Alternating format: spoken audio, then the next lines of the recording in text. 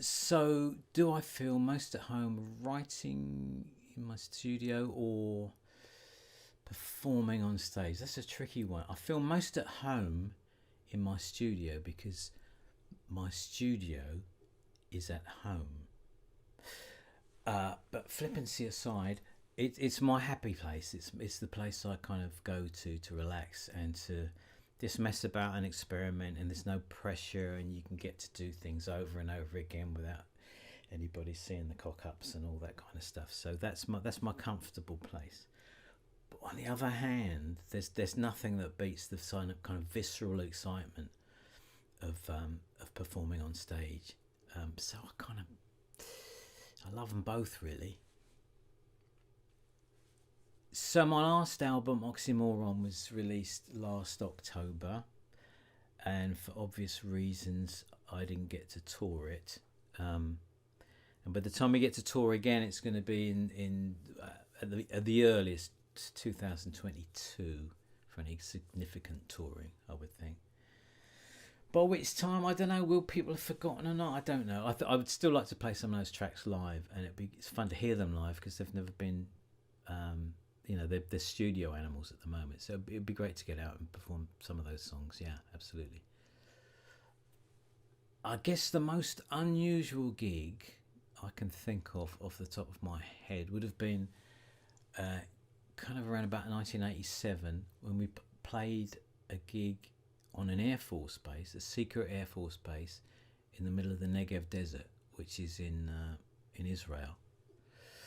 And we stayed there overnight, and the accommodation wasn't exactly 4-star. There was the mattress about that thick, and we had cold sweet tea and old scrambled eggs for breakfast, which was lovely. But the gig itself, what I didn't realise was that because everybody's on standby all the time, ready to go, and everybody was armed. The whole audience was armed. They had M16s and stuff, and it was kind of intimidating. In fact, I haven't been that intimidated since I played in front of 150 Millwall fans in about 1979.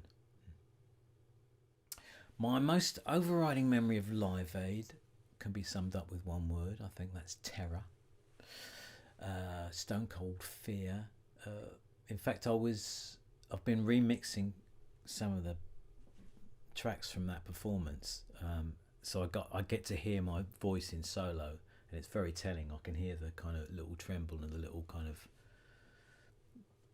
bit of trepidation in the voice, and I screwed up quite a lot, and I stumbled over a few words, and so it was terrifying, but it was such an amazing day and such a privilege to be, just even looking at the list of performers of that day, and to be on that list somewhere is an incredible privilege. I can't think of anyone in particular I'd like to write for. I did a lot of writing for other people in the 90s. You see, a lot of the people that I kind of admire and respect, they kind of know what they're doing already. Really, they don't need my help. So it would be unlikely to ever happen.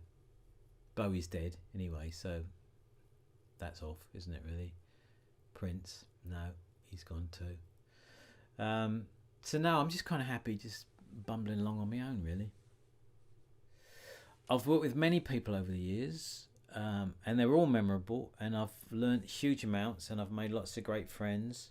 I guess unavoidably the kind of top of that list, or quite high up in that list, would be a fella called Elton John, who I worked with a few times. And one time I got to play a rhythm guitar on Nikita, which was I love listening to when it comes on the radio. I'm saying that's me on that, playing that guitar. So I'm quite proud of that. And also I got to write, produce and perform a duet with him for his duets album in the 90s, and that was an incredible experience. I was really quite nervous about going into a studio with him and producing Elton John. How do you do that? How do you tell Elton John that he's singing out of tune? Didn't have to, because he said, I just sang that out of tune, can I do it again? So he was just the ultimate consummate professional, and I loved it every minute of working with him.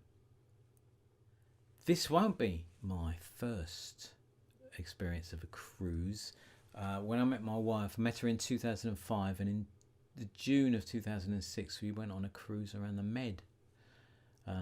Left from Barcelona, I went to Sicily and Rome and Pisa and Villefranche and another place I can't remember, but it was fantastic.